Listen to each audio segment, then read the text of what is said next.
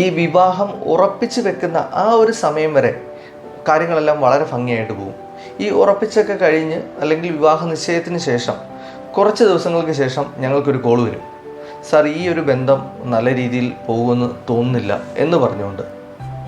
ഇവിടെ എന്താണെന്നുള്ളതല്ലേ, വിവാഹം നിശ്ചയിച്ചതിൻ്റെ പേരിൽ പങ്കാളി തൻ്റെ സ്വന്തമാണെന്നുള്ള അധികാരഭാവത്തിൽ സംസാരിക്കുകയും പെരുമാറുകയൊക്കെ ചെയ്തു കഴിഞ്ഞാൽ അത് ഇന്നത്തെ കാലത്ത് ഒരു ടോക്സിക് ആയിട്ടുള്ള ഒരു രീതിയാണ്. ഇന്നത്തെ ലാംഗ്വേജിൽ പറയുകയാണെങ്കിൽ തന്ത വൈബാണ് ആക്ച്വലി അത്.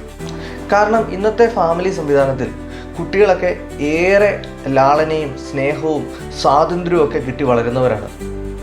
അതുകൊണ്ട് തന്നെ ഇന്നത്തെ കാലത്ത് അത് ആൺകുട്ടിയാണേലും പെൺകുട്ടിയാണേലും അവരെ കൺട്രോൾ ചെയ്യുന്ന രീതിയിൽ ഒരു സംസാരമോ പ്രവൃത്തിയോ ഉണ്ടായിട്ടുണ്ടെങ്കിൽ അതിനവർക്ക് അത്ര അക്സെപ്റ്റബിൾ ആയിരിക്കത്തില്ല.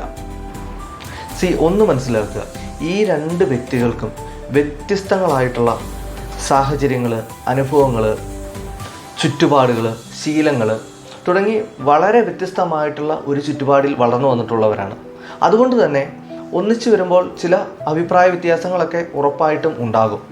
ഇവയൊക്കെ വളരെ ശ്രദ്ധയോടുകൂടി വേണം കൈകാര്യം ചെയ്യാൻ. തൻ്റെ ജീവിത പങ്കാളിയോട് സംസാരിക്കുകയാണെന്നുള്ള ബോധ്യത്തോടെ വേണം സംസാരിക്കാൻ. സംസാരത്തിൽ സ്നേഹവും പരിഗണനയൊക്കെ ഉറപ്പായിട്ടും ഉണ്ടാവണം.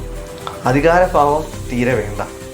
ഇതിനർത്ഥം നിങ്ങളുടെ താല്പര്യങ്ങളും ചിന്താരീതികളും ഒന്നും പരസ്പരം ഷെയർ ചെയ്യേണ്ട എന്നുള്ളതല്ല.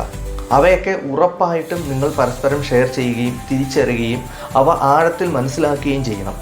പക്ഷേ ഇവയൊക്കെ ഒരിക്കലും കുറ്റപ്പെടുത്തുന്ന രീതിയിലോ പരസ്പരം വേദനിപ്പിക്കുന്ന രീതിയിലോ ആവരുത് എന്ന് മാത്രം. B A happy couple. Thank you.